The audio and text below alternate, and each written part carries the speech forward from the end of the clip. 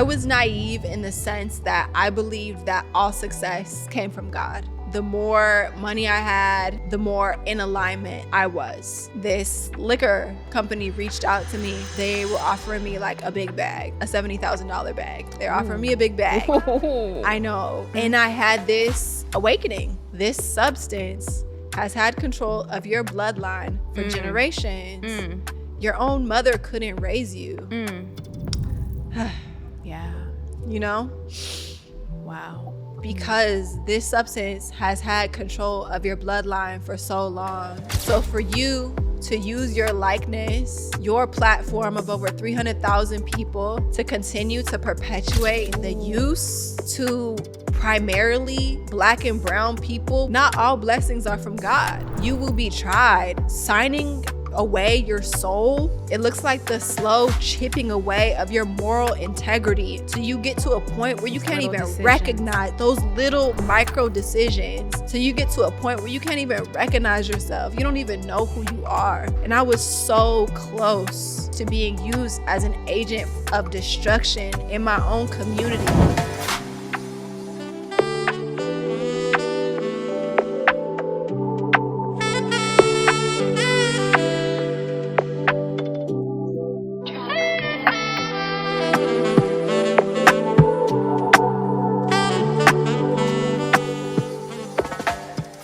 Welcome back to another episode of Women of Tomorrow. If you are new here, thank you so much for stopping on this video. Women of Tomorrow is a platform dedicated to the longevity and success of women globally. So if that sounds like you, then stick around and watch this video. Be sure to like this right now. Go ahead and tap like. If you've been here, if you haven't been here, it's going to be really good. Share this and subscribe. It helps us out a lot. Thanks. Welcome, Ebonee. Thank you. Thank you so much for being here. It's been a long time coming because we start talking about it. What's now, July? Yes. Is it July? And we started talking about it in March. Yeah. So it all worked out. It's perfect divine timing. Yes. You look beautiful. Thank you. How so are do you feeling today? I feel grounded. I'm grateful to be here. Like you said, it's been a long time coming. And so I know that this is a divinely appointed time. Yeah. I feel that. I remember meeting you for the first time. I had seen you on social media.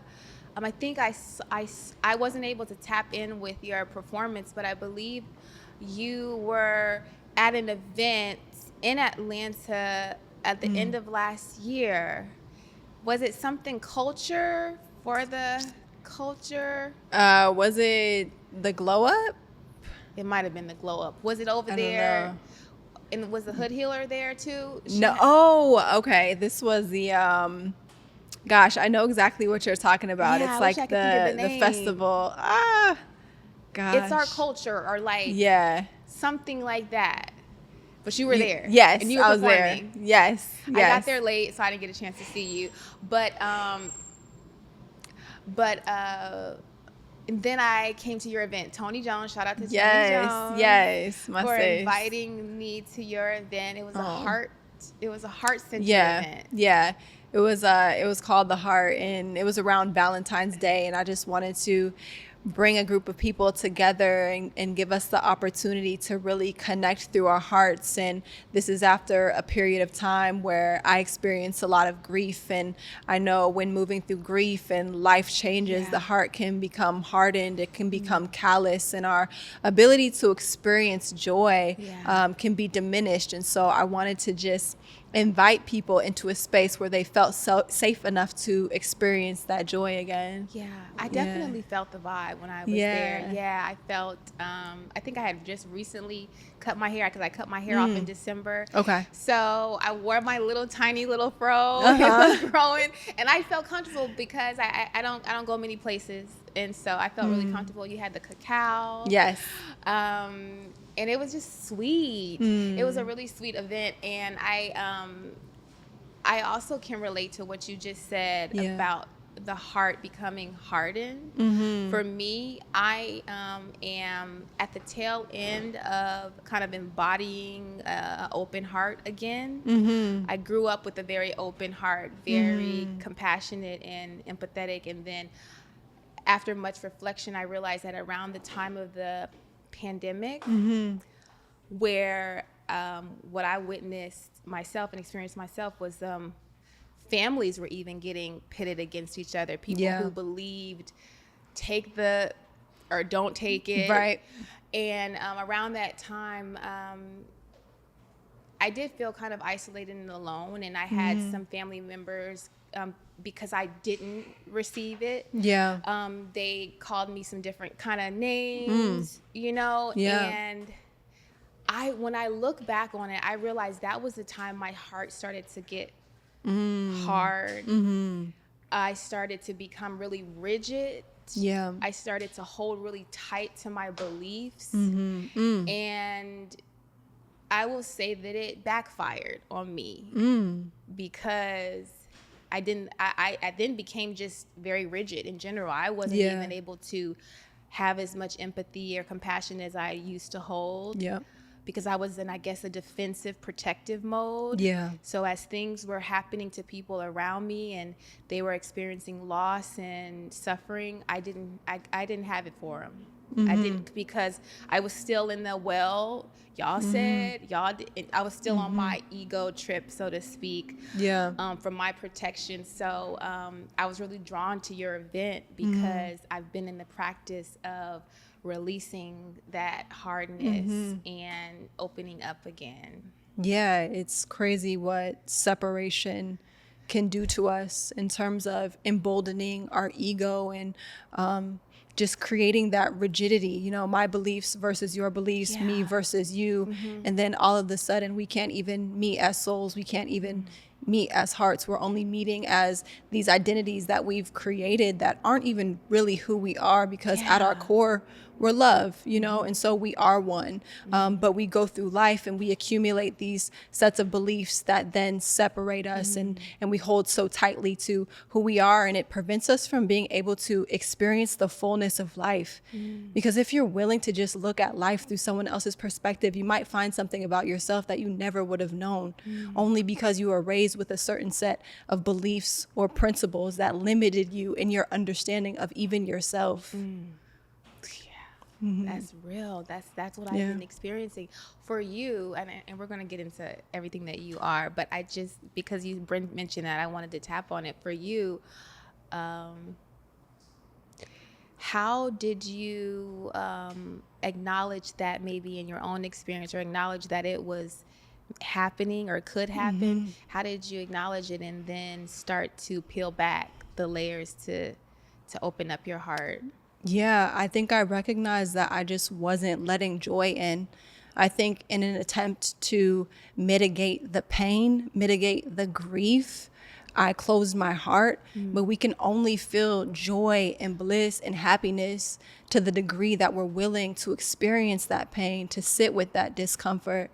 And so in order for me to even get into a position where I could feel happiness again, feel joy, feel bliss, I had to be willing to say, hey, I'm going to just face the grief. I'm going to face the things that hurt. I'm going to look at the things inside of me that are uncomfortable to look at, so that I can at least be open enough to enjoy life to the fullest. You know, I think we try so hard to curate our experiences of life, and we think that if we're in pain or if we're moving through something that hurts, we're not supposed to be there, instead of understanding that life is full of contrast.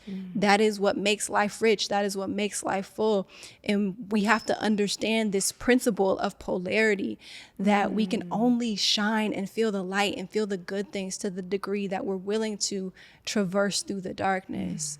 You know, and with that in mind, we understand also that the darkness isn't going to last forever. We can have that experience understanding that it is a catalyst, it is the cocoon for us, so that we can emerge on the other side as the butterfly, fully integrated and fully understanding of the full range, the total range of the human experience. That's so good. Thank you for that. When you speak of joy, you're familiar with Althea. Yes. Yes. And she kind of, she clocked me when she helped me to see or to start thinking of, I was assuming that because I had so much gratitude for everything, and then every obstacle that would come my way or every discomfort, I would say, oh, but I'm grateful, and it was a tool that I was using that was helpful. But she was like, okay, but gratitude is not the same as joy. And I was like, ooh, like gratitude is just simply not the same thing as joy. So when you talk about letting joy in, what is that? How do you practice letting joy in? Because I think a lot of us are in autopilot. Yeah. We don't know what's going on. We think that we're just looking at outside to say, okay, that's good. Okay, I'll do that. Like, how do you let joy in? Yeah. I mean, first to piggyback off of what you said, this sentiment of gratitude versus joy, I think so many of us, especially on this spiritual path, on this path of evolution, try to practice gratitude, and it's so important. But I think we try to do it as a way to avoid pain or a way to avoid our own shame around our discontent. And I think instead of trying to cover up our discontent with gratitude, if we looked at it, we could actually extract information from it that would align us to the path that we are supposed to be on, that would take us to the joy. And so I think we try to say, I'm so grateful. I'm not going to look at the pain. I'm not going to look at what's making me uncomfortable in this moment. I'm just grateful. I'm just grateful. Thank you, God. Thank you, God. And it's instead of doing that, why don't you say, God, I'm really uncomfortable. Let me look at this situation and figure out what it's telling me, because I don't want to continue to be in this position. What aligned action can I take to shift into alignment, into a life that feels good for me? And so back to the sentiments of how I cultivate joy in my own life, it's really been a process of reconnecting with my inner child, figuring out, or rather remembering, what it was that brought me joy as a child. And so much of that is being outdoors, connecting with nature, being creative, for the sake of creativity, right? Because so much of our creativity is commodified these days, but coloring for the sake of coloring, dancing for the sake of dancing, singing for the sake of singing, just doing what feels good to the soul, but really just getting back in touch with that inner child, letting her know that she's safe, that she's welcome, that she's free to come out to play. And that has brought just so much bliss into my life. Yeah. I've been doing a lot of inner child work, but tell me from your experience, why is it that so many enlightened people speak about the childlike energy, childlike nature? What is it that is so, I guess, therapeutic to tap into? The innocence. That's it. It's the innocence. It's I'm engaging with life from a present place. That's what innocence is. My vision isn't tainted. My vision is pure. It's not obstructed by the things that I've been through. My heart isn't hardened. I'm not afraid to fall in love. I'm not afraid to get hurt because I haven't had those experiences yet to cloud my vision. I'm innocent. I'm pure. I'm experiencing the world from a present place, and I'm giving love and I'm receiving love from a present place.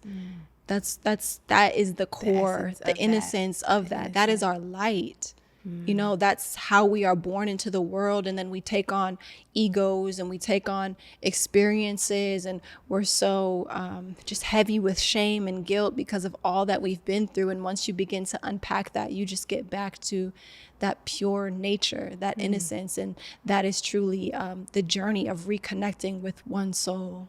So it's not just about, a lot of times when I've heard the word innocent, I'm thinking it doesn't mean ignorant. No. It just means present. Just means present. Yeah. So it's safe to go there because you can tap into that innocence and still have the wisdom of your experiences. Absolutely.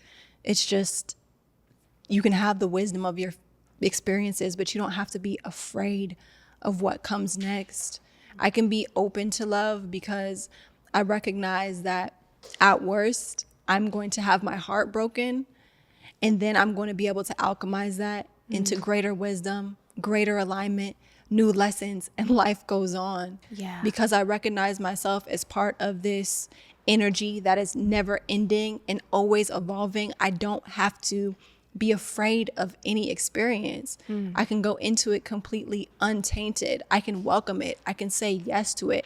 I can use my wisdom. I can use my discernment, but I can say yes to life. I can trust myself to say yes to life and to know that I have the tools to be able to alchemize whatever experience occurs, good or bad, so-called good or so-called bad. Yeah. Wow, I love that. Okay, so let me just get you. Where are you from? Where were you born? Where were you raised? What was the early life giving? Early life was giving drama, child. Was it? Oh, wow. Yeah, so I am originally from Seattle, Washington. I was born there. I was raised in the Pacific Northwest between Seattle and Portland, Oregon. Okay. I was mostly raised by my father. He raised me from the age of 4 to 13. When I was born, my parents were addicted to drugs, and so my dad went to rehab. He got clean. He got custody of me, and my mother continued to use. And so I went to go live with my dad in Portland, and it was just he and I for a while. And he had his various relationships and struggles and things that he went through. But eventually it led to a point where in high school, I went to go live with my mother again. We ended up losing the house that we were living in Portland just due to, some financial issues. And high school was a wild ride. Again, there was periods of time where my mom was in and out of her addiction. And, during high school, it was just one of those times when she was in it. And I just wasn't aware until I was already living with her. And so, Got it. Yeah, it was just a very turbulent time. I was between her house and both of my grandmother's houses, both my paternal grandmother and my maternal grandmother. They all lived in Portland. I mean, they all lived in Seattle. And so, but I ended up graduating like top of my class, getting my international baccalaureate diploma and attending the University of Washington. And so I really poured into school, like, because home was uncomfortable, school became my sanctuary. And I just became excited to learn, and I was involved in all of the extracurricular activities, student body government and cheerleading and all of those things. And it was a turbulent experience, but it was also a beautiful experience that in retrospect taught me a lot. And so after graduating high school, I went to the University of Washington for a year. And then I was on America's Next Top Model.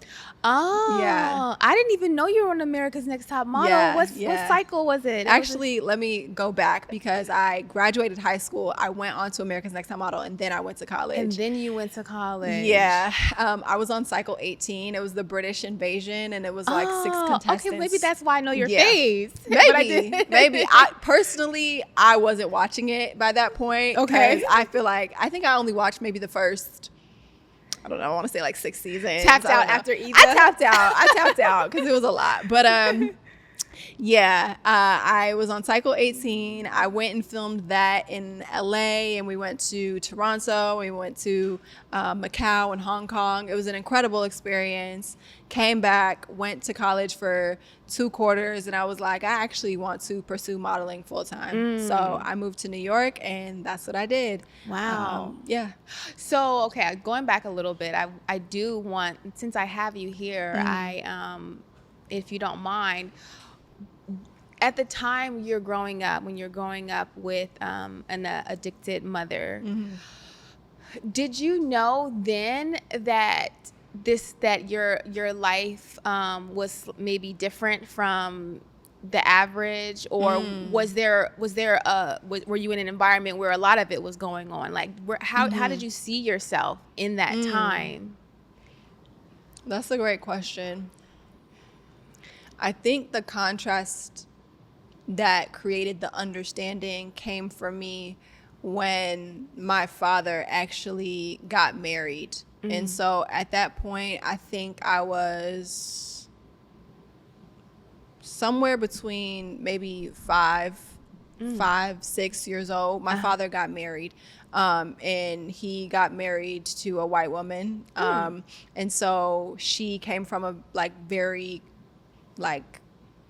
suburban, just, well off kind of middle class family background. And so they did such a beautiful job of contributing to helping raise me in the time that he was married to her. But it made me really see life differently, because I was like, and my father's wife at the time had a daughter who was also around my age too. And so we spent a lot of time together, and I really got to see both of those worlds. I got to see what life was like with my mom and with my father, and growing up being so preoccupied with money and scarcity and not feeling like there was enough, and then seeing, intimately seeing into the fabric of somebody else's life and how they loved and how they lived and how they did the holidays and how they went to church. And I think it created this subtle maybe comparison, but also this understanding, because I did get these just various experiences that shaped me into the person I am, with such a vast sort of perspective on life. It helped you to see what was possible. Right. Yeah, I would definitely say that. Yeah. Okay, so fast forward to after high school, you went to America's Next Top Model. And was that experience I guess kind of chaotic, or were you just in it to win it? Girl, I signed an NDA, but no, it's all good. No, it's all good. I just can't, the details. I don't want to talk down on anybody, which I wouldn't do anyway, because I truly respect my experiences so much. What people might think of as good, bad, whatever. I just have such a deep respect for life and every way that life has unfolded for me. And there's just nothing bad to say. Got it. There's just nothing bad to say. But it was dramatic. It was, I was in the house with all these girls, cameras around constantly. It was just it was a lot. We were going to bed late. We were waking up early. Production was constant. There was cameras everywhere. And so I think with that, it was an interesting experience, because all in all, when it came out, they kind of painted me as someone who was really self-absorbed, which is fine. I mean, I was 18 years old at the time, which I don't even think that really has anything to do with it. But I within the context of a modeling competition, it's I remember they did this montage of me looking in the mirror and Ebonee just loves herself. And I'm within the context of a modeling competition, it makes sense for me to be concerned with how I look. I don't know why that's the narrative, but I think it so speaks to who I am today and just the spirit of who I am today, because people can genuinely take issue with you when you love yourself. People have a tendency to project onto you. People have a tendency, because they are not comfortable with themselves. They have a tendency to just create narratives around you and the way that you look at the world, because for you to love yourself must mean that you're looking down on other people. And that's just not the case. It's just not the case. I love myself, and I see myself as part of the oneness, as part of the collective. Meaning that if I love myself, I don't love you any less. If I think I'm beautiful, it doesn't mean that I'm the only one. Exactly. I think that is a big thing, especially in industries like entertainment, where they pit people together. They pit people against each other, where Absolutely. It's just if she's winning, no one else is winning. Exactly. Versus the idea that the more the better. Exactly. So I love that you said about your experiences, that you just have respect for your experiences. I have the same kind of feeling things that I've done that maybe didn't pan out like with the end conclusion that I want, but I can still reflect and be like, well, I did this, Yeah. you know, and learned a lot from it. So after America's Next Top Model, you went to school, and then in mid school, you were like, I want to get out there and model. Yeah. And so what was calling you? Was it just you liked that world? I think freedom was calling me. I mean, being on the show was such a huge manifestation for me because it's something that from the time I was a little girl, I knew I was going to do. When I was watching those first few seasons and I was like just a young woman, you know, I was like, I am going to be on this show, Power of Manifestation, because I was 18 years old and I got on that show. My mom took me to an audition in Seattle at a local mall, thousands of girls. Wow. You know, like real favor, thousands of girls. And I still made it on that show. But I went to college for 2 years and I loved it. I loved pursuing higher education. Yeah. I just knew that there was something greater for me. Yeah. I knew that my path was unconventional. I also think that at the time, school, University of Washington was in Seattle. And so I wanted to kind of get away because I was going through so much in that space. It held a lot of trauma for me at the time. It held a lot of grief for me at the time. And I just wanted to go. Like I was ready to just move to New York and fly. I felt bold. I felt brave. I was like, I can do this. Yeah. I want to ask you about the manifestation, because manifestation is a big word right now. And for you, manifesting it, what did that actually feel like in your body, in your thought process? Was it just the fact that you did not make room for any doubt, any opposing thought? Like, what were you doing? What was going through your brain and your mind and your actions that landed you there beyond a shadow of a doubt? Yeah, I think, again, going back to that inner child, because when I was watching America's Next Top Model as a child, and that innocence, right, where you don't have the doubt and the fear and the things that can creep in due to like the context and the life experiences that you've had. It's like, I know I'm going to be on this show. Nobody can tell me otherwise.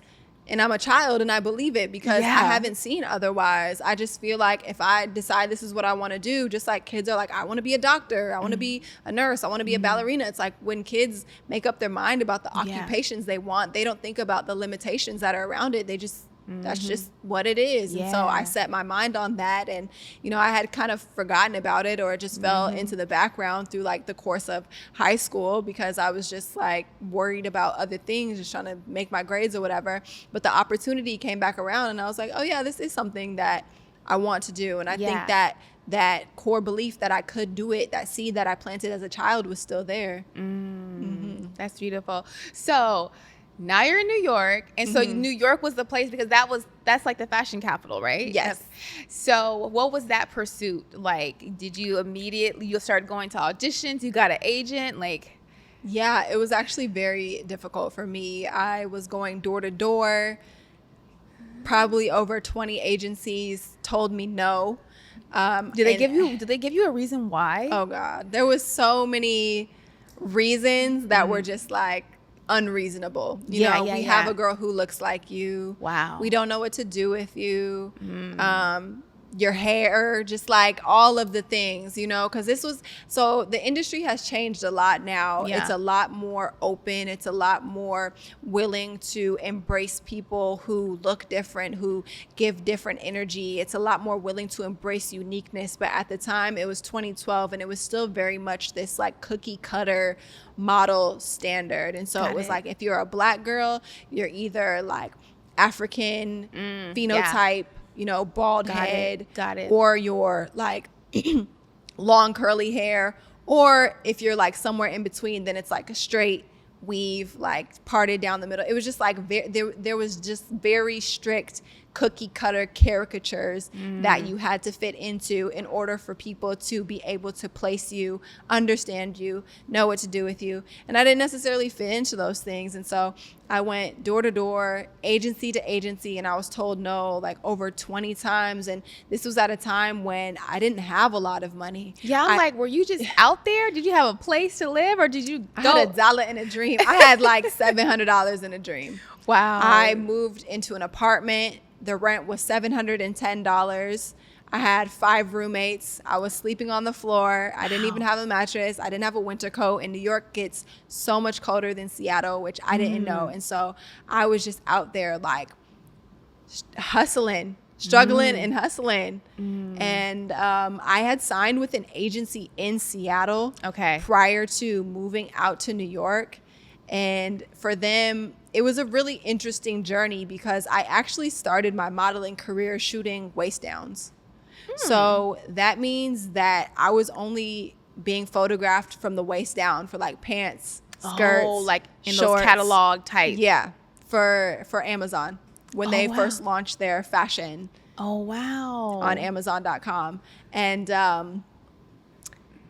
I had saved up a little bit of money from doing waist downs, and I moved to New York. That's how I started my career in New York. Wow. And I think what's most interesting about it, or just, you know, something that I've observed in myself, is just this having to find that self-esteem and that belief that I am good enough to be seen in my totality.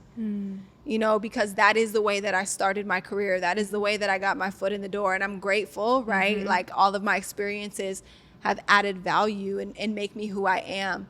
But I've had to do a lot of work to unpack what that means to only be seen as valuable for my body.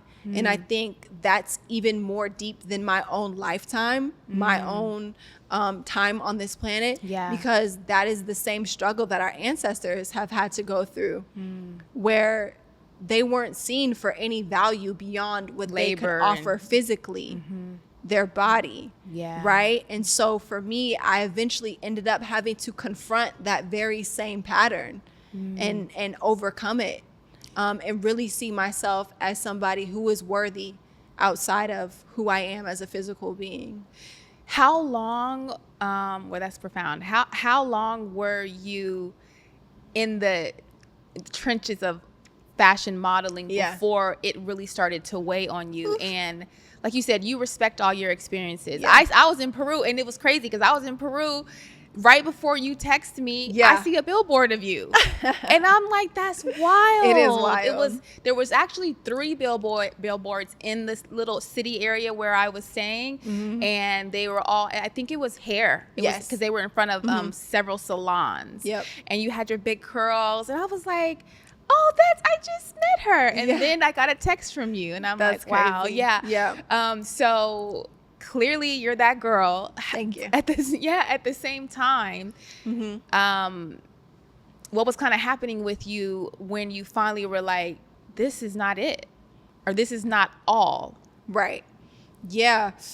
So when I finally got signed with an agency in New York, it was like, it wasn't the best agency, but it was a foot in the door, and I began working, doing small things like catalogs here and there, but I really built my platform on Instagram, and that's what really allowed me to catalyze my career into something greater and catalyze it into what it is today, because I was able to continue to share my authentic self and use my voice outside of the limitations that being with an agency offers, you know, because they didn't exactly know how to place me or how to push me. They also didn't know how to necessarily advocate for me, because when you can't see someone and respect someone in their totality, how do you advocate for them? How do you advocate for their worth?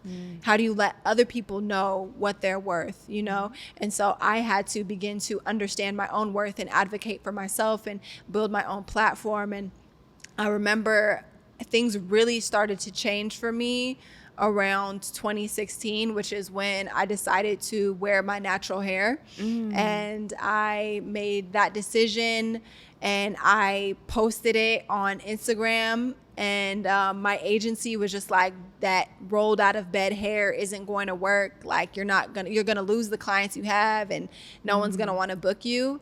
I posted it on Instagram, and within a couple weeks I booked the biggest campaign of my career up until that point, which was Calvin Klein, and ended up being on a billboard in Soho on the iconic Houston street. So it was like, I just got chills. Confirmation, complete confirmation. Walking in your truth opens doors that trying to play it safe could never open for you.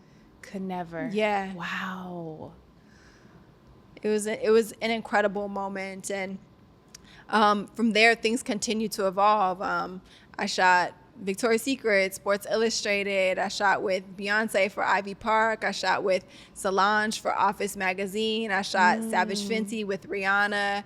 I shot for Pierre Moss. I shot with, I did Zendaya, Tommy Hilfiger. Like Sephora, just so many things. Like, my career just opened up because I was willing to take a risk despite what I was told would hold me back. As this is revealed, your career is just expanding, what were you doing at home? Were you sitting there crying, like just so grateful, or just so like, wow? Because I know that you, before you made that post to say I'm doing this, there had to have been a lot of contemplation and, consideration. Sure. Yeah. And so to see that you just actually trusted in yourself, and to see that the world opened up for you. And when I've had experiences like that, it's humbled me to tears, because it's just like, wow, all the promises that are here for us are actually true if we believe, if we act upon it. Absolutely. Yeah, there was definitely a lot of fear around it, and I had to just be in faith that, like you said, the promise would be kept, regardless of what other people were trying to convince me to believe. I had to believe in a greater source. I had to believe in what I felt in my soul to be true, trusting my intuition and following through on that. And it ended up paying off in such a major way. It completely changed my career. And I remember, like, the day the Calvin Klein campaign came out, it was a very turbulent summer. There was a lot of police brutality that summer. Philando Castile and Alton Sterling were killed that summer. And I remember on that day when the campaign came out, it was the day that Philando Castile was killed on camera. And it was like on Facebook Live or something. And I went home that day and I felt so convicted, and I wrote an open letter to the fashion industry called A Time for Change. And I basically was like, as the creators of media, as the ones who determine what is cool, what is popular, we have a responsibility to rewrite the narratives around Black people and break the caricatures and the stereotypes that have been force-fed to us that allow these acts to be perpetuated because we are seen as inherently criminal and less than human. We can do that. Yeah, we have the power to do that. Yeah. And that was really where things started to become powerful for me and really started to take off for me. And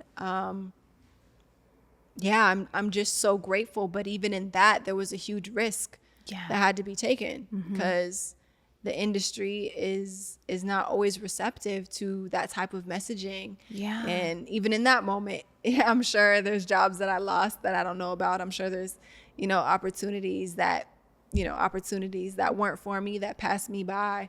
But I'm so glad that I did it. And now when I look at the industry, I see so much variety. I see curls, I see braids, I see skin of all shades. Ooh, curls, braids, skin of all shades. You feel me? Okay, I'm a poet too, in case y'all didn't know. Yeah.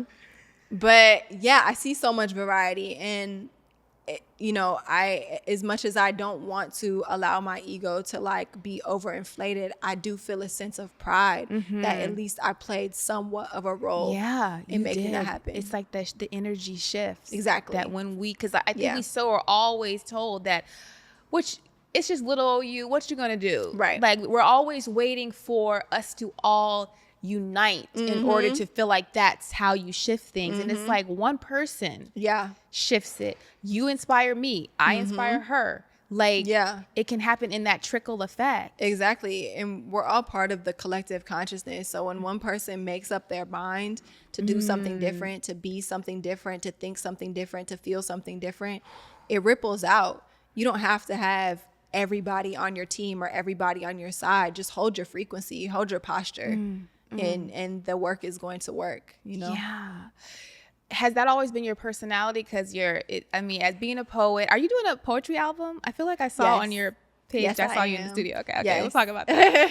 But throat chakra, strong. Like speaking up against what they would call giants. You know, coming from where you come from, what you transmuted, what you alchemized to get here. And a lot of people, what I've seen, and this is just an observation, that when they struggle to get away from any type of poverty, discomfort, chaos, once they secure their comfortable spot, they're not risking that spot. Right. They're not. They'll ignore everything around them to maintain that comfort. And you didn't. Yeah. It was still uncomfortable. Yeah. Because it's like, to me, it's built on a false sense of comfort. It may be comfortable in the sense that you've been able to check off all of the boxes that society told you makes you a successful person. But what about the people around you? Is your family good? Like, are your friends good? Is your community good? If the people I love aren't good, then I can't be comfortable. Yeah. You know, if there's a generation of people coming after me who can't also succeed, or who are going to have it harder or just as hard, then I can't be comfortable. I have to do something. I have to say something. And that's just my heart posture. It's just the passion. I don't know. I'm a Scorpio, so it's just the passion. I'm a Scorpio, Leo. So I'm just like, you know, I like when I feel something, I really feel it. And I really advocate for it, and I stand up for it, even in the midst of fear. You know, I have to find that bravery to be able to push through and to be able to use my platform. I've never felt like my platform was just to glorify myself. Yeah.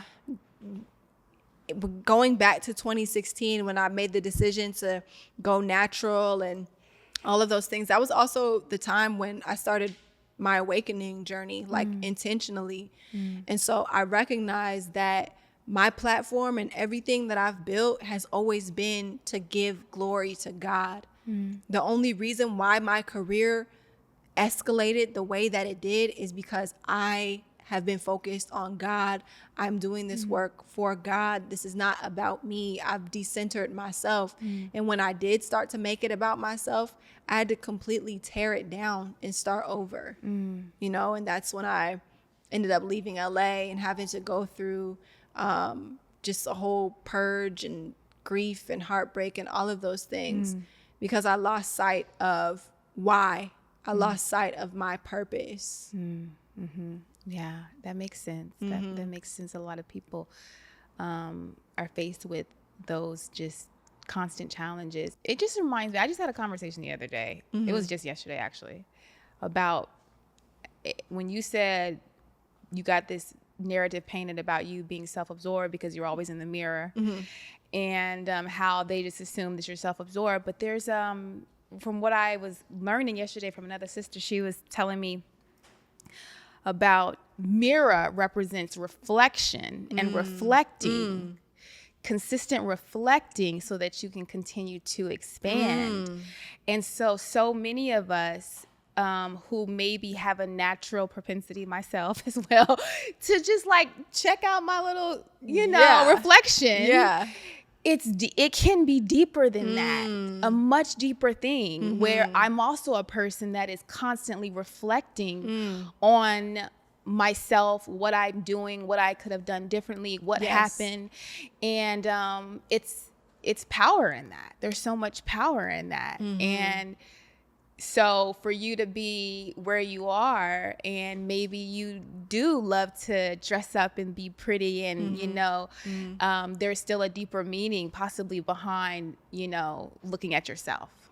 Absolutely. And that's something that I've had to come to terms with, and this full integration of self, where there's sort of the stereotypical spiritual person who is willing to completely just relinquish all attachment to the material realm. And, I don't want money, or I don't want material things, and I don't care how I look, and whatever, and that's just not me.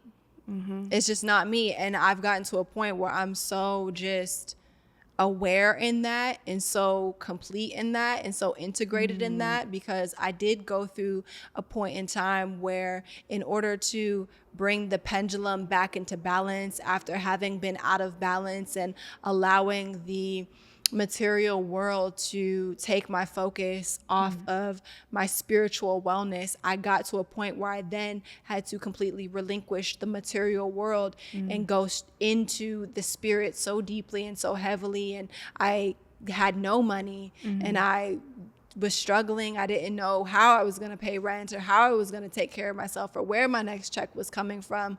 But I was so focused on God, and I was so focused on my spirit, and I was so focused on healing myself. And now I've come into this full integration where it's like, I am still the model. I'm still the glamorous being. I'm still the person who loves all of those things, and I can appreciate all of those things, but I don't have to have an attachment to them.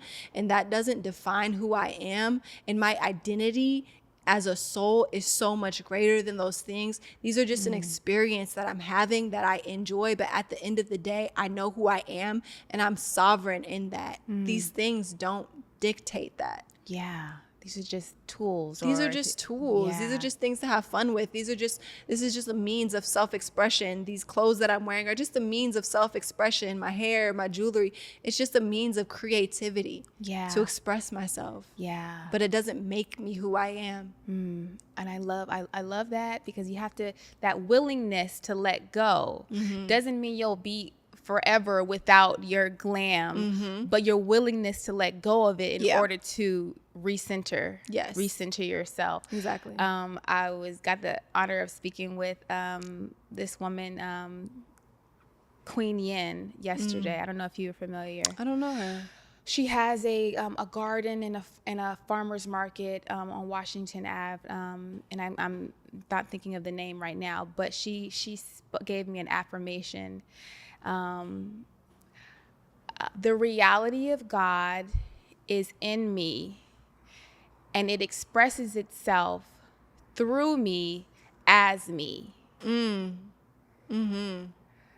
And for me, what that meant is that I am perfect. I don't have to, my tendency to want the nicest things, or to want to dress up, or like this or like that, or want to kiki or whatever, doesn't, I mean, it's just is what it is. Yeah. And I can continue to shed things, and whatever spirit is tugging on me, I can continue to work through that. Right. But I'm the reality of God as me. Yeah, I don't have to condemn any part of who I am. Yeah. And if I do feel inclined to change, to shift into what feels like greater alignment, then I can do that without shame. I can do that without guilt. I can do that without seeing a past version of myself as inferior or less than. I just am. Yeah. So back to modeling, New York, then you moved to LA. Yeah. And LA, was that specifically for modeling opportunities, or you just wanted to change? You wanted to be in the sun? I think it was both. I think for modeling opportunities, acting opportunities, Hollywood, wanting to expand beyond modeling and do more general entertainment things. And it was cool. You know, I was on the show with Gabrielle Union. It was cool. Like, I had some really cool experiences. And then also because I felt like LA maybe had a higher frequency than New York. So it seems, you know, at the time it was like, oh, this is where I'm going to go to also be healthy. Yeah. And to like be by the beach and to like It's drink my green definitely a vibe. juice and, you know, so that was my intention for moving. And it was right before the pandemic. I actually moved in 2018, I want to say, but I didn't really settle there until the pandemic. Got it. So much so that I didn't even have a couch. I didn't even have silverware, cups, plates. Like, as things were shutting down, I had to order these things and buy them because I was stuck in the house and didn't have anything because I was just traveling so much. I was working so much in that time. And LA was shut down. Like LA Georgia, was very Atlanta much didn't shut really down. I was living in downtown LA at the time, and on the street that I was living on, the protests were happening. Because this was in 2020, and it was like Breonna Taylor and Ahmaud Arbery had just been killed by police or just murdered, and it was a very heated summer. You know, people were restless because of the pandemic, and all of that was happening outside of my window. Wow. So LA was great. You did so much. You had so many experiences, and then you decided to leave LA.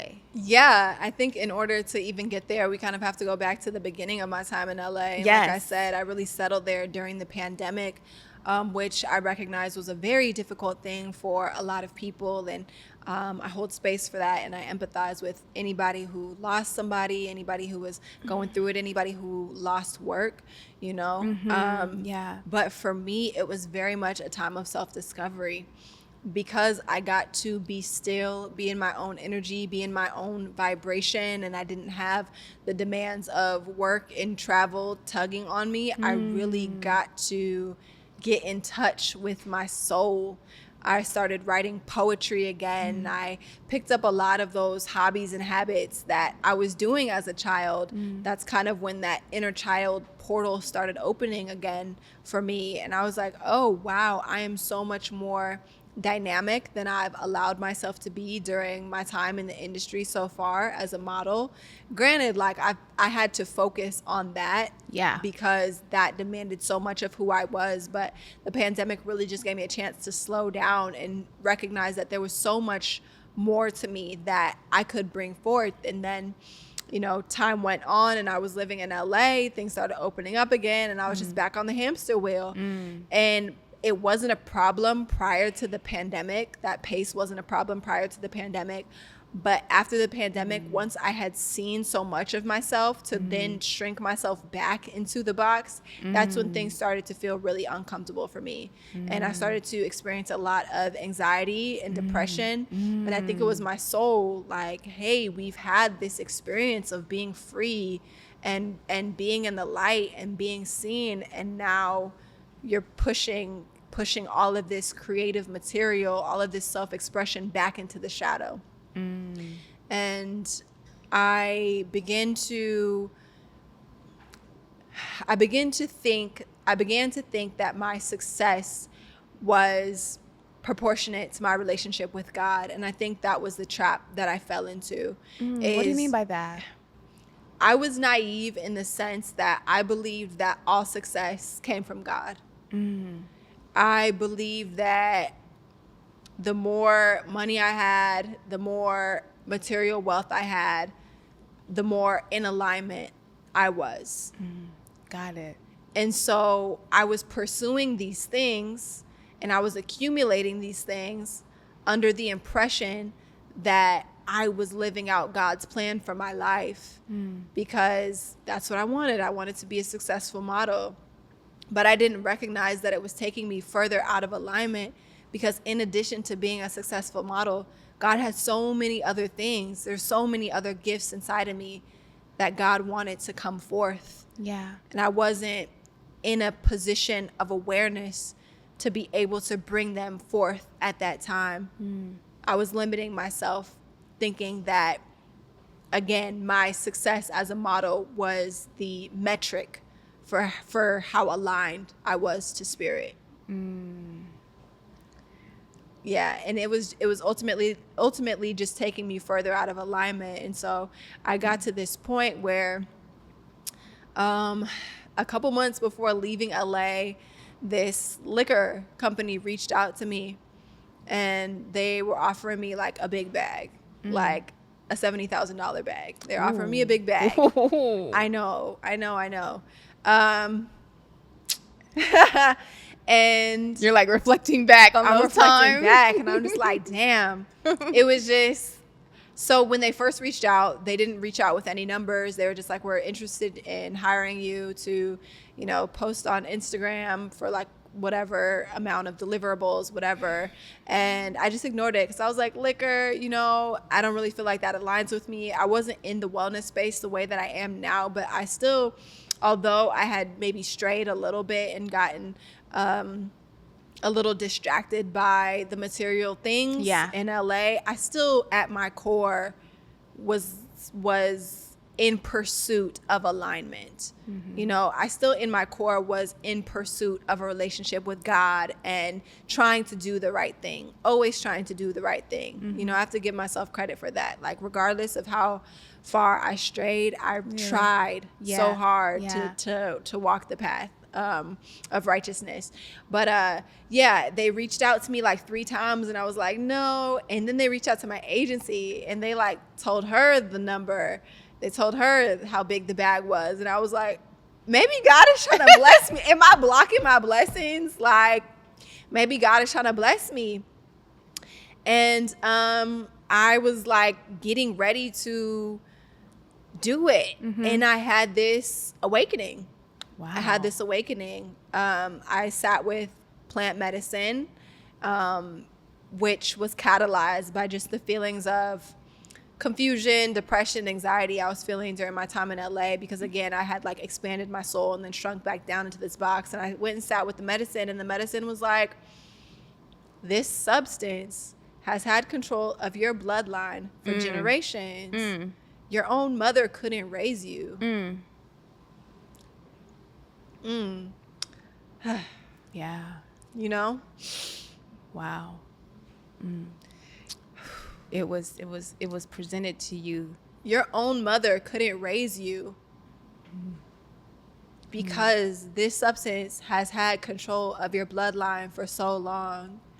So for you to use your likeness, your platform of over 300,000 people, to continue to perpetuate the use to primarily Black and brown people, Black women who follow you, not all blessings are from God. Not everything that comes your way is an opportunity that's meant for you. You will be tried, especially in the Hollywood space, the entertainment space. I say this often now, signing away your soul doesn't necessarily, I didn't have this experience. It doesn't necessarily look like being in a dimly lit room with a bunch of candles around and a, blood quill. And, it doesn't always look like that. It looks like the slow chipping away of your moral integrity till you get to a point where you can't even recognize those little micro decisions. So you get to a point where you can't even recognize yourself. You don't even know who you are.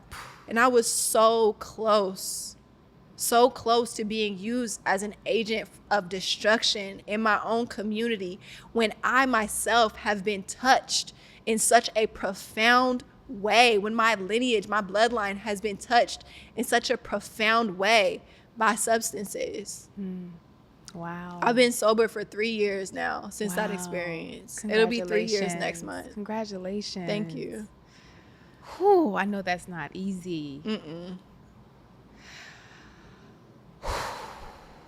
Wow. I feel the weight of the decision that you had to make.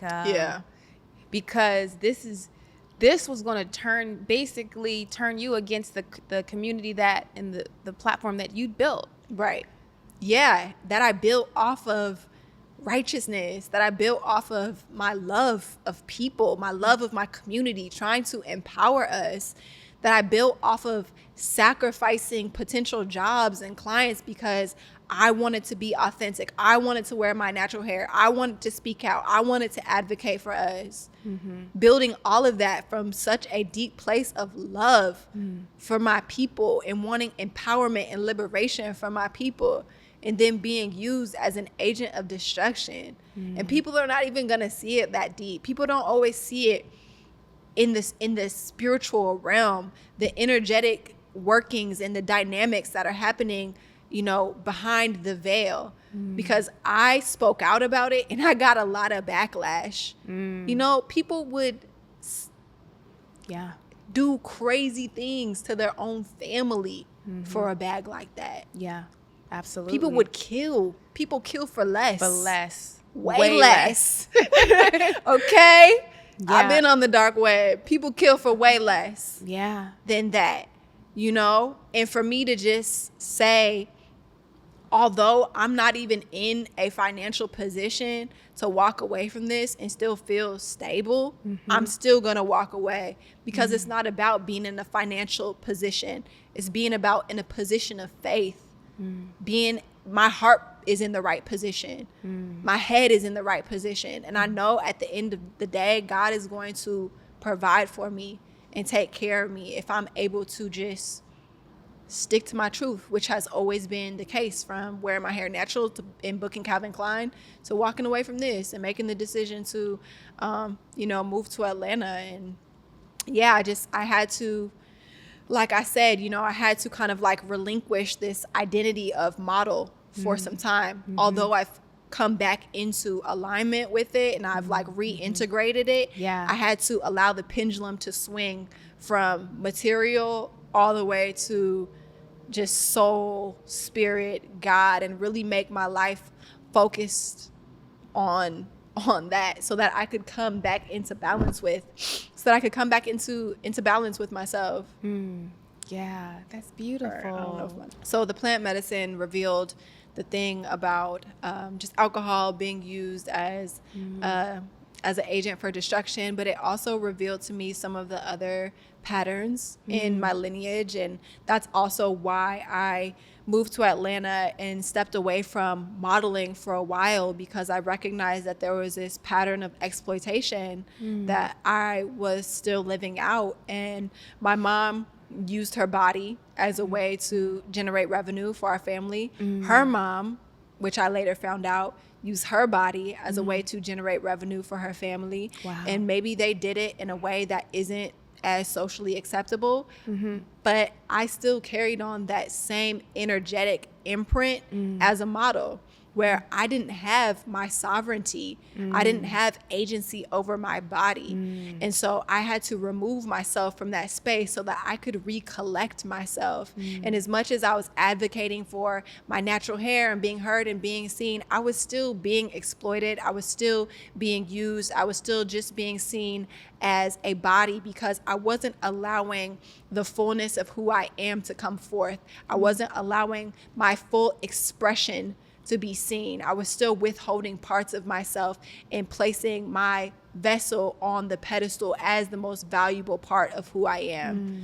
And so once I left LA, I finished writing my memoir. I started writing it there. I finished it and I published it here while I was living in Atlanta.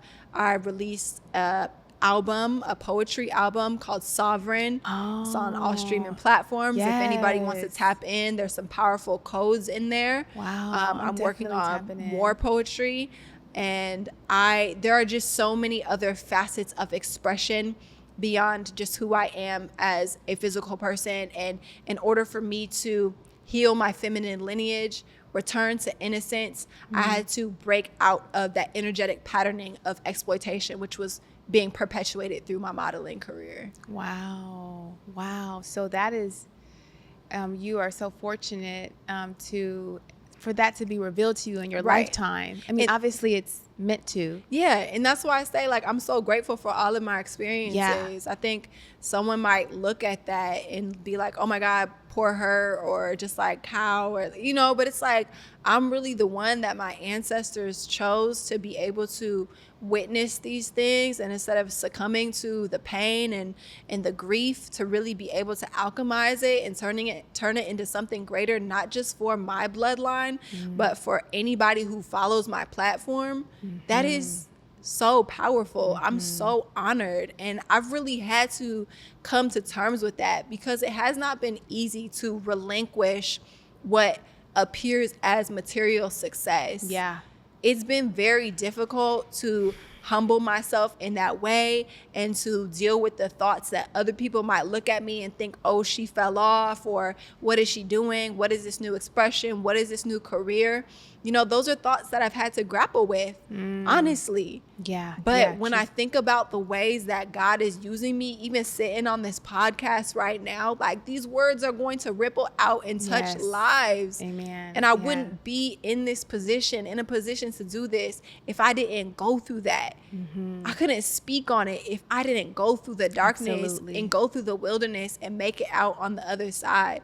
And so, as I keep saying, I'm grateful for all of my experiences. Even writing my book, like, after my dad lost his house due to his financial struggle, I was in middle school at the time, and I was going to this arts-based middle school. I had went there for 6th and 7th grade. I was going into the 8th grade when my dad lost his house. We were living in Portland, and he was going to move back up to Seattle, my hometown, and his hometown, so that he could find work.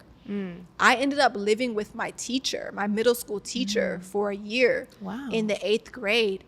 And she was my literary arts teacher and social studies teacher. And she taught me so much about writing and my love for poetry. She did poetry slams and just like world culture and travel. There was a seed planted in that time where it's like so many people could look at that from the outside and think, wow, what a tragic story. But I look at my story and I'm like, wow, what a great God I serve. This is so divine. Like, my life is perfectly orchestrated for me to play this role. And I'm so grateful that I get to be me. Yeah. I'm so grateful. Wow. When you were speaking, you said something about the thoughts that you had to grapple with as far as what people would think. Yes. What it looked like on the outside. Yes. And Zen, she made a post yesterday about I am moving into a space of being around. It's important that I am around people that know me, that may almost just met me, so that I'm not having to consistently fight people's old perceptions of me. Ooh, right? Like, we want to hold on good. to the relationships, you know, it feels good. It's this loyalty there. But it's like, I want to be around people who met me a year ago so they can fully get it. Because me, I look at you as a success story. I wasn't there following everything to have an opinion. To say, oh, why she do that, or why she. I'm looking look at you right now. It must have been good. You know what I'm saying? And I'm inspired by what I'm seeing now. So, I encourage everyone, because that hit me hard. It's like, be around some new people. I know we say no new friends, but be around some people that are letting you flow and seeing you and not reminding you of what you've overcome in a way that's not helpful. Exactly. And who can reflect the version of who you are today back to you. People who truly are mirrors to who you are now versus who you've been. Get into that. Yeah, I love that. I have a few more things I want to just touch on before we get out of here. I want to talk about your nonprofit. Okay. Is it Daughters.org? Daughter.org. Daughter.org. Yes. Okay, and so tell me about that. I know that I've seen you travel a lot, but specifically being in Egypt and seeing those beautiful shots, and it's just like you mesh into the background, mesh into the whole scenery. I do think I have some past lives there. Oh yeah, I can believe that. Tell me how that started and what that's for. Yeah, so Daughter.org was founded in 2019. My ancestors really placed it on my heart to create a travel organization that provides birthright experiences for descendants of the African diaspora to return back to the continent, so that they can reconnect, get regrounded, get rooted into their ancestry. For me, it's been such a journey of trying to rediscover my authentic self, and it's so many pathways that I've had to traverse in order to do that, you know, from going natural to advocating for myself in the industry, writing letters, and going through the pandemic, all of these things. And I just wanted to create a portal, a gateway for that reconnection to happen in more of a seamless way. And so I founded Daughter. We've gone back to Ghana, we've gone to Togo, we've gone to Benin, we've gone to Egypt. We have more trips coming up in the future. And I'm actually working on a documentary from a trip that we took in 2021. Which really demonstrates the work that we're doing and the impact of the work. For me, it's just so important that we get our feet back on the soil and recognize the power in where we come from and who our ancestors are, because we are them. We are still them. Same blood. Same blood. Energy is never created or destroyed. And so we are still the same energy of those powerful people who were walking the planet before us. And we still have access to the reservoir of information and experiences that they had. We just have to reconnect, especially as Black people in America, because so often we're told that our history starts with slavery. We don't have a point of reference before that. And if we did, then we would truly know how powerful and how capable we are. So .org is a reminder of that. And I would love for it to expand also into experiences of plant medicine, because that has been such a powerful catalyst for me. My first experience with plant medicine was Iboga in 2019, which comes from West Africa. And so I see plant medicine as such a powerful tool for the healing of our people, but I also see that these spaces are not often filled with our people. Even though these medicines come from Black and brown cultures around the world, when you go and sit in these retreat spaces and go to these ceremonies, we are very few and far between.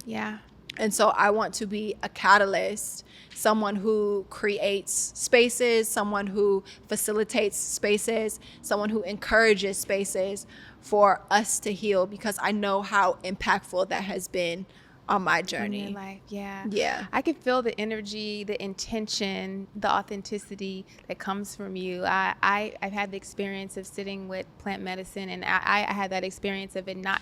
I was one of very few. And I didn't like it. So the next time that I sit with it, it'll definitely be where it feels warm and cozy for me to do the work that is in front of me. I've sat with different people, and moving into my platform and deciding that I wanted to speak to women who were a little outside the box of what I'd grown up, the healers, the spiritual seekers, the mystics, the medicine women, the artists, like, all these different, just everything is just oozing out. Not everyone is intentional. Not everyone is seeking that righteousness. And that was has been a learning experience for me. So I'm grateful to hear you, to sit with you and to talk with you about the work that you're doing. And I'm excited to support it even more, because those are the kind of experiences I want. I want those kind of experiences. And so that's what I'm going to be pursuing. I appreciate that. I mean, if anybody is interested in supporting, we are currently raising funds to complete the documentary, the Daughter documentary. And so please reach out. I will humbly ask, I would love for the world to see this. If there's anybody watching this podcast, anybody who comes across this transmission who is moved by this mission and who resonates, please feel free to reach out. And where would they reach out specifically to contribute to that?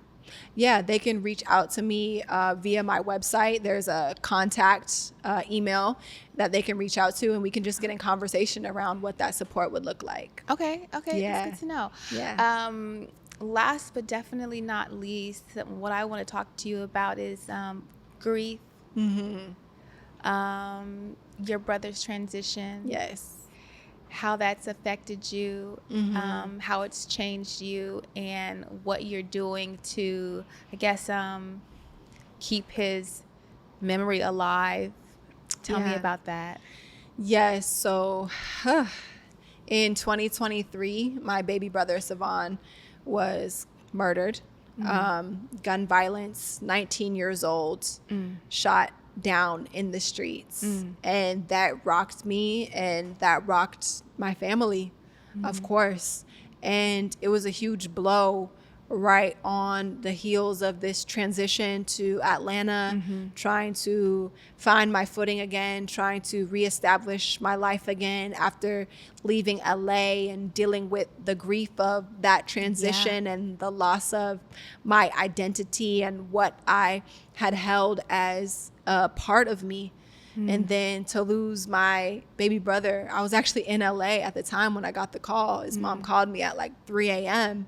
And as soon as I saw the phone ring, it was like I just knew. And up until like a couple months ago, I used to sleep with my phone on DND because any buzz, any vibration, any notification I would get while I was sleeping would send me into panic. You know, I just associated that with something bad happening, bad news. And so it really sent me into a downward spiral, you know, but I think it has really allowed me to open my heart in such a beautiful way and to create medicine for myself and others in such a beautiful way, because I think my heart had become calloused, as we spoke about in the beginning of the conversation. And I think in order to get back to that place of being able to experience joy, I had to experience the opposite polarity of grief. I had to get so lost and consumed in the darkness and be able to find my way out so that I could then lead others out, so I could be a light and shine my light for others to be able to see a way out. And so although there is no amount of goodness or anything that I can bring, any creativity or art that I could bring into this world that would equate to the loss of life, I'm still grateful that I've been able to alchemize in this way, and that I can at least use this to teach other people, to lead other people, because I know that these are experiences that plague our community. When this happened, I began speaking about it online and just sharing what I was going through. And there was an outpour of people who were like, me too. I lost my brother. I lost my sister. I know someone who's died from gun violence. And I was like, this is an epidemic. This is crazy. This is affecting so many of us. And I know that we don't have the tools to process this. And luckily, I've been placed in a position where I have discovered the tools for myself, and I want to provide the tools for other people. And so, yeah, grief as a catalyst has been a beautiful experience that has opened me up to more of myself. It's also made me more fearless, which I genuinely appreciate, because I've looked death in its eyes, you know, and I'm not afraid as much of the opinions of others, what they project onto me, what they have to say about me, what they think of me, because I've faced the worst of it. And you hating me is not the same as death. You projecting onto me is not the same as death. You not validating me is not the same as death. I can deal with that because I've seen how dark it can get. And you dedicated a book to him? Yes. So I wrote a book, a children's book. A Step Outside. Yes. It's called A Step Outside. And I wrote it because I recognized that in my brother passing, we always have the opportunity to continue to connect with our loved ones, even after they've made that transition. We find them in nature. They're now part of the oneness. They're part of the singular energy that we are all a part of. And we always have the opportunity to continue to tap in and connect with them. We just need to take a step outside. The sun on your skin, that's your grandpa. The grass between your toes, that's your great-great-grandmother. Quite literally, because as I mentioned, all of the energy is recycled. All of the bones and the matter and the flesh and the water that we are and have always been is still on this planet. The trees in your backyard are your ancestors' bones. The birds that are flying, that's your ancestors' flesh. The water that's running through the river is the same water that ran through your ancestors' bodies. You still have the opportunity to connect with their spirit. All you have to do is take a step outside and be open enough, willing enough, present enough to just feel. Open, willing, and present. Yes. So it was important for me to not just write a book, but to write a children's book, because I feel that I have been really charged with this mission of helping our young people. And if we can begin to heal, starting with the children, then we don't have to retroactively do all of this work as adults. Yeah. If we can give kids the tools to process and to be able to understand and overcome and empathize at a young age, then they won't grow into adults who are holding all of this heaviness, holding all of this stress, and perpetuating that and allowing that to be the lens through which they see the world. They can return to that innocence and see life through a present and clear lens. So this is A Step Outside, my children's book. And it's beautiful. It's hard copy. It's like hard when we were copy. children. I really, it's big. It's like I really poured my soul into this and the illustrations. I think it looks like Love me. it. I mean, that was the intention. So it came out well. I also have my memoir called Daughter, the soul journey of a Black woman in America having a human experience. And that's beautiful. Yeah, thank you. I feel like they're very complementary. Mother and daughter. Literally, but made at two very different points in my life. But I feel like they are companions. And this is about my journey of evolution. All of the things that I've spoken about throughout this whole podcast and more, just like a deep dive into my psyche and the collective American psyche, because all of the things that we face, all of the systems that are continuously perpetuated in our society are a function of our own minds.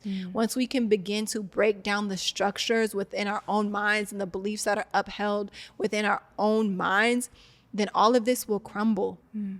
It's only upheld because we believe in it. Once we reclaim our sovereignty, our autonomy, and take our power back, then none of this can continue to persist. And so this is really just an address of that. I wrote it as a blueprint for healing. And so everything I create, I just want to heal. I just want to help. I just want to heal. So that's what this is for. And allow us to be reflected through your words. Exactly. That's beautiful. Thank you.